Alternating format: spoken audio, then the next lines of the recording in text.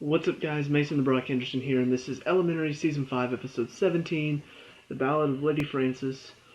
So, just another bland episode, not the worst this season, but still, the case starts off as something interesting. But then it just kind of turns into, there's a mayoral campaign, and then all this stuff is happening after the case already seems solved, and it's just like, I don't know, it didn't feel like I was figuring stuff out alongside them. It didn't feel like I was solving the case with them. It felt like I was just watching. And I've said this about the show before, I want to be involved. Anytime I'm watching a crime show, I want to feel like I'm involved. Like I'm seeing the clues with them. I'm figuring stuff out with them. This show, for whatever reason, for this season, has started to just give it to us.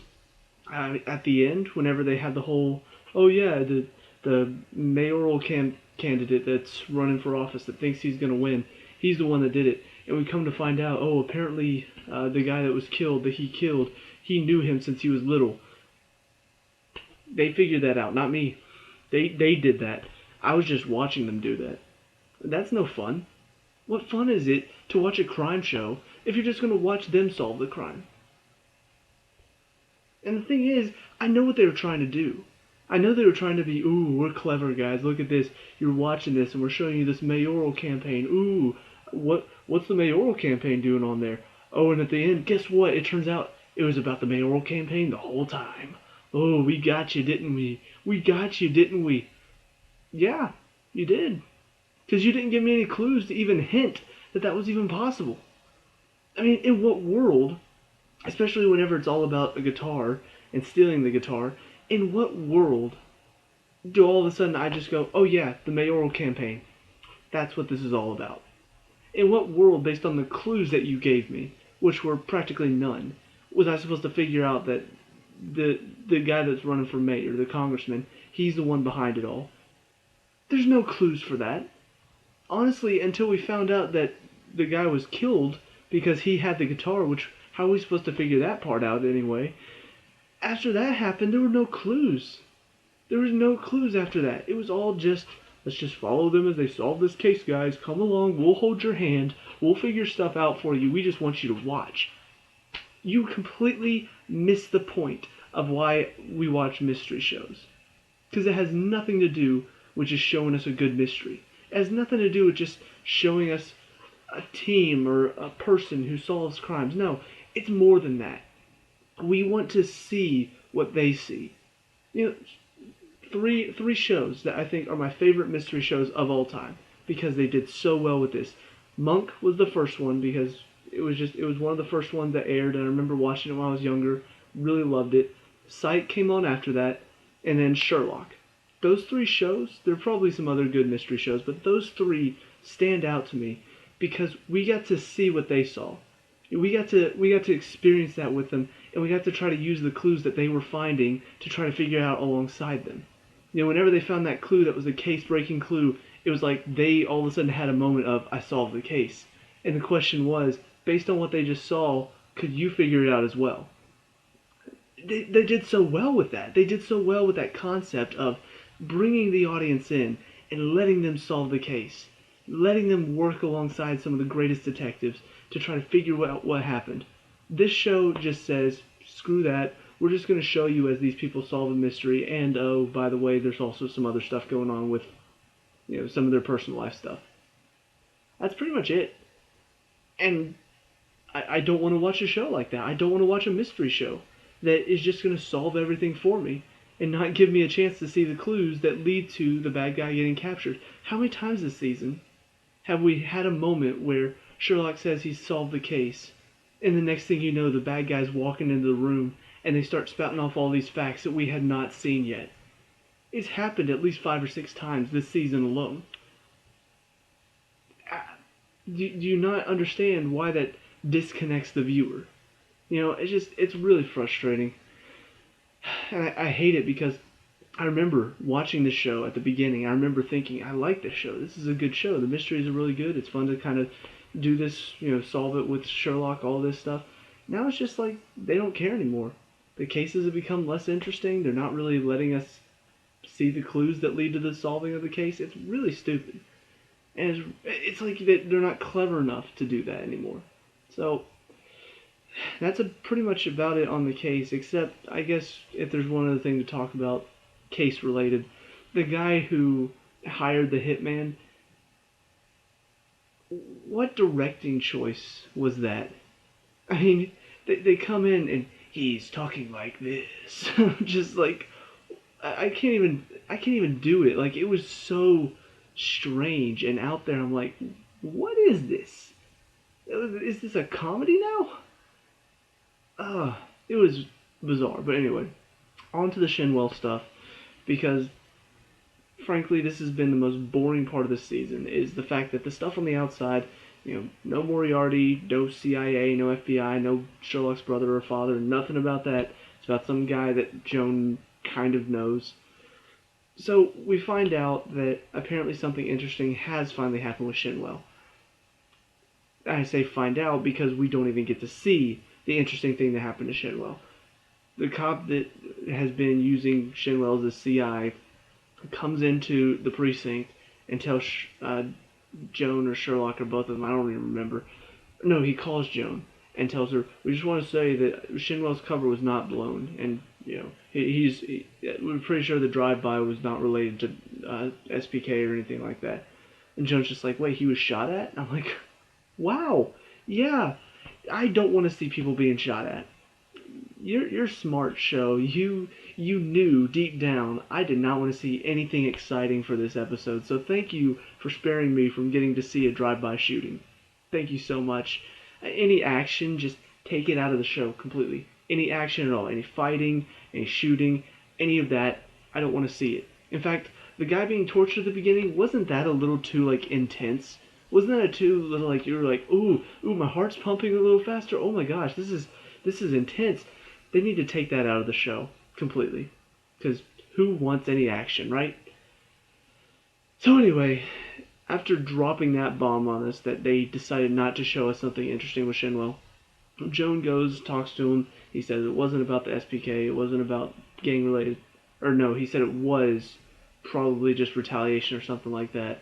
And then Sherlock is going through all this stuff. He finds out that apparently there's another guy who was shot and killed earlier, and the same type of gun, and then he talks to that guy's brother, and then Shinwell tells him some story, and then Sherlock somehow deduces out of all of this, because there was, like I said, more clues that we don't get to see. He realizes that it was the story of one of Shinwell's cellmates that Shinwell's telling to Sherlock. So he realized that he was lying about that story, so why would he lie? And he's like, talking to the brother of the victim, he's like, so I think you shot at Shinwell because he murdered your brother.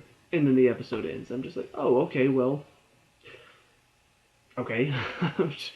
One, I don't care. Two, boring story, because you just solved the case in one episode. And once again, not really grasping the concept of mystery show. When you have an overarching story for a season, it should be an overarching story. When he gets shot at and it's a mystery about who shot at him, it shouldn't be, boom, done. We know who shot at him now. Unless he's wrong, which Sherlock is never wrong. But unless I say that, and I've talked about in this show before, completely nerfs Sherlock's powers. He's super smart, intelligent, genius, best detective in the world. In this show, for some reason, average detective. So he might actually be wrong about this. But that storyline's done now. Unless somehow the brother is going to get away, or I don't know. I truly do not know what to expect now. Because that seemed like it was going to be the story. He was going to be like, okay, who shot at Shinwell? Is there some sort of personal motivation behind it? Is it just SPK stuff? Is it anything? What could it possibly be? Done. One episode, done. We're done. We're moving past it. We're going to go talk more about Shinwell's feelings next episode. And how does he feel? And the thing is, looking at the next episode, looking at the previews for next week, they've already kind of ruined a couple things for me. Because, one, we know it's about some treasure, which means, I don't know, we've had 3 or 4, ooh, it's a hidden treasure of some sort of ancient civilization that Sherlock finds, and we've already had this story so many times, so unless they do something different, probably going to be boring. But then the last one ends, and he's talking on the phone, and somebody hits him over the head with some sort of bottle and knocks him out. So I'm guessing that's probably how next week's episode is going to end, because why would that happen in the middle of the episode? It's probably going to be related to Shenwell somehow, whether it's the brother somehow escapes and so he knocks Sherlock out to keep him quiet, or unless it's some sort of SPK related thing where they realize that Sherlock's been talking with Shenwell a lot and so they kidnap him or something. I don't know. But frankly, I don't care. And that's probably the saddest thing I can say is that I truly do not care right now. I don't care about what happens to Shenwell. I don't care about Sherlock and Joan anymore because this show doesn't care about them. This show doesn't care about letting us connect with them, letting us see how they do their detective work, letting us see whenever they solve a case, how did they do it, what clues did they find, where did they find the clues, how is Joan finding out all about these people. Like she's talking to this guy that knows guitars, and he's telling her about this kid who was playing the Lady Francis or whatever. And so she's like looking up about this kid, and just somehow, I guess the internet has all the information or something, but she's just like, oh yeah, so this, and this, and names off everything about this kid. I don't know. It's just, it feels so disconnected. It feels like the characters are just characters on a screen, on a show, and that's all it is. It's no longer me getting connected with the characters and solving the case. It's just, I'm watching a show about some characters doing stuff. And that's ultimately the biggest failure that any show can have. If you lose the connectivity with your audience, if you lose the connection that an audience member or viewer of your show can get connected with the characters, if you lose that, you lose interest. Because I can tell you right now, I watch a ton of shows, and most of the shows, I can connect with the characters. If I can't connect with characters, those are the shows that I can't stand. Because I feel like, either they're not realistic characters, or they haven't done enough to connect me to these characters, to give me something to reach out and grab onto, to be like, I can relate to something at least, or I can understand their point of view. This show has not done that in forever. I don't connect to Shenwell, I don't relate to him because honestly, his story's not all that interesting. If you're somebody who has to deal with gang-related stuff and it connects to you, that's fine. But for me, wanting to see something Sherlock-related, wanting to see Sherlock Holmes do things, gang stuff just doesn't feel right. It doesn't feel like it's something Sherlock Holmes would even bother himself with. The true Sherlock Holmes, not this pansy that doesn't know how to solve a simple case. So, long story short, I don't know what else this show has got up its sleeve this season. I don't know if they have some sort of interesting twist that's going to possibly get it ready for a sixth season. But honestly, I don't think anybody actually enjoys this show right now. If there are people out there, probably don't watch my channel, because I haven't really heard a lot of people defending the show or praising the show. But ultimately, I'm starting to wonder if a sixth season is even going to happen, because based on what I've seen right now, it seems like they're running out of ideas. It seems like they're running out of cases for Sherlock to solve.